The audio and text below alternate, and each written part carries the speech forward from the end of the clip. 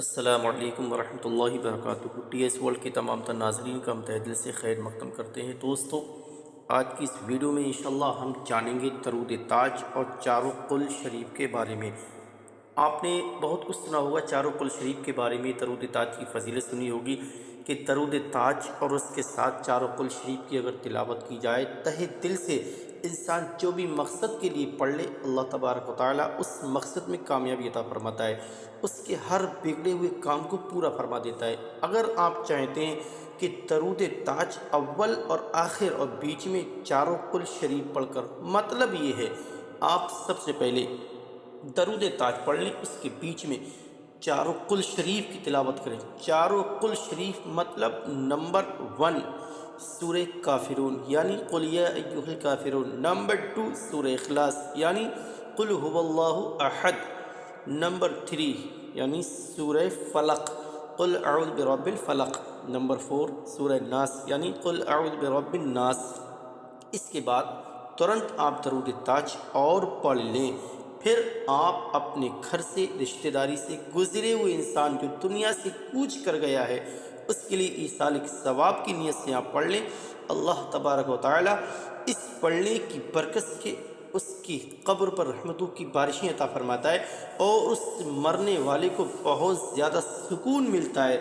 اللہ تبارک و تعالیٰ آپ کو اس کے بدلے میں اجر عطا فرماتا ہے، نیکیاں عطا فرماتا ہے۔ تو آپ چاہتے ہیں کہ اپنے کاروبار کے لیے پڑھنا چاہتے ہیں، آپ کوئی بھی بگڑے ہوئے کام کو سنبھلنے کے لیے پڑھنا چاہتے ہیں،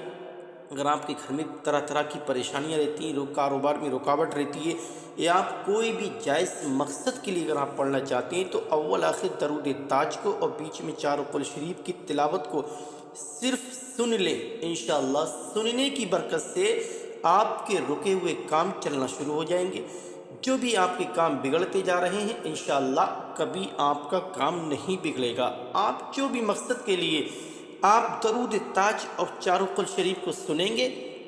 اللہ پاک آپ کی تمام حاجتوں کو اپنی بارگاہ میں قبول فرمائے گا۔ اگر آپ کا بچہ رات میں ڈر جاتا ہو، خوف زدہ ہوتا ہو، نیند نہیں آتی، آپ کو نیند نہیں آتی، آپ کے سر میں درد زیادہ رہتا ہو،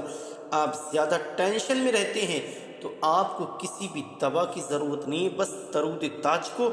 اور چاروں قل شریف کو دل سے سن لیں، پانی پر دم کر لیں، انشاءاللہ ترنت پینے کے بعد آپ کو آرام مل جائے گا۔ تو دوستو، اگر آپ چاہتے ہیں کہ اپنے کاروبار کے لیے پڑھنا چاہتے ہیں، دکان شاپ فیکٹری کے لیے پڑھنا چاہتے ہیں کہ اچھی ترقی ہو، تو آپ دن میں کسی بھی ٹائم تھوڑا ٹائم نکالنے کے بعد 4-6 منٹ کے لیے تھوڑا ٹائم قربان کیجئے اور درود تاج کی تلاوت سنیے اور چاروں قل شریف کی تلاوت بھی سنیے۔ تو دوستو، آج کی اس ویڈیو میں ہم آپ کو درود تاج کی تلاوت بھی سنانے جا رہے ہیں۔ اگر ویڈیو اچھی لگے، آپ اس ویڈیو کو لائک کریں، چینل کو سبسکرائب کریں اور اس ویڈیو کو صدقہ جاریہ سمجھ کر تمام مسلمانوں میں ضرور پھیلائیں، اور اللہ پاک کے 99 ناموں میں سے کوئی بھی ایک نام آپ کمنٹ باکس میں لکھ کر ہمیں ضرور بتائیں۔ بسم اللہ الرحمن الرحیم، اللهم صل على سيدنا ومولانا محمد وعلى آل سيدنا ومولانا محمد صاحب التاج والمعراج والبراق والعلم، دافع البلاء والبواء والقهط والمرض والألم، اسمه مكتوب مرفوع مشفوع منقوش في اللوح والقلم، سيد العرب والعجم، جسمه مقدس معطر مطهر منفر في البيت والحرم، شمس الضحى بدر الدجى صدر العلا نور الهدى كهف الورى مصباح الظلم، جميل الشيم شفيع العمم صاحب الجود والكرم، والله عاصمه وجبريل عليه السلام خادمه، والبراق مركبه والمعراج سفره، وسدرة المنتهى مقامه، وقاب قوسين مطلوبه والمطلوب مقصوده، والمقصود موجوده، سيد المرسلين خاتم النبيين شفيع المذنبين أنيس الغريبين رحمة للعالمين راحة العاشقين مراد المشتاقين شمس العارفين سراج السالكين مصباح المقربين محب الفقراء والغرباء واليتامى والمساكين سيد الثقلين نبي الحرمين إمام القبلتين وسيلتنا إلى الله تعالى في الدارين صاحب قاب قوسين محبوب رب المشرقين والمغربين جد الحسن والحسين مولانا ومولى الثقلين أبي القاسم محمد بن عبد الله نور من نور الله يا أيها المشتاقون بنور جماله بلغ العلا بكماله كشف الدجى بجماله حسنت جميع خصاله صلوا عليه وآله وصحابه وسلموا تسليما كثيرا كثيرا صلى الله تعالى عليه وسلم. أعوذ بالله من الشيطان الرجيم. بسم الله الرحمن الرحيم. قل يا أيها الكافرون لا أعبد ما تعبدون ولا أنتم عابدون ما أعبد ولا أنا عابد ما عبدتم ولا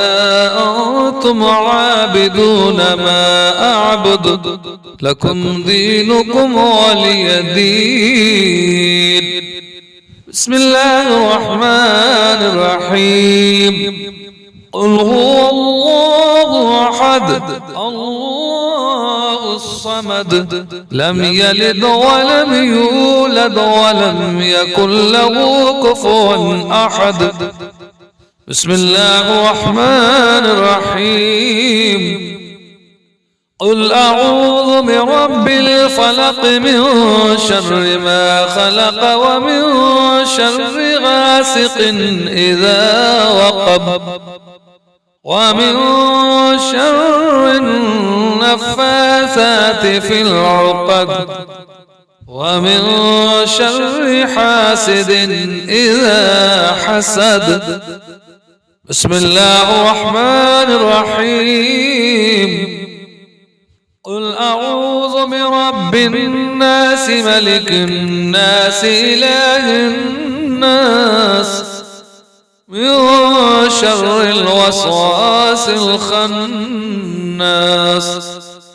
الذي يوسوس في صدور الناس من الجنة والناس. صدق الله العظيم. بسم الله الرحمن الرحيم. اللهم صل على سيدنا ومولانا محمد وعلى آل سيدنا ومولانا محمد صاحب التاج والمعراج والبراق والألم دافع البلاء والبواء والقهط والمرض والألم اسمه مكتوب مرفوع مشفوع منقوش في اللوح والقلم سيد العرب والعجم جسمه مقدس معتر مطهر منفر في البيت والحرم شمس الضحى بدر الدجى صدر العلا نور الهدى كهف الورى مصباح الظلم جميل الشيم شفيع الأمم صاحب الجود والكرم والله عاصمه وجبريل عليه السلام خادمه والبراق مركبه والمعراج سفره وسدرة المنتهى مقامه وقاب قوسين مطلوبه والمطلوب مقصوده والمقصود موجوده سيد المرسلين خاتم النبيين شفيع المذنبين أنيس الغريبين رحمة للعالمين راحة العاشقين مراد المشتاقين شمس العارفين سراج السالكين مصباح المقربين محب الفقراء والغرباء واليتامى والمساكين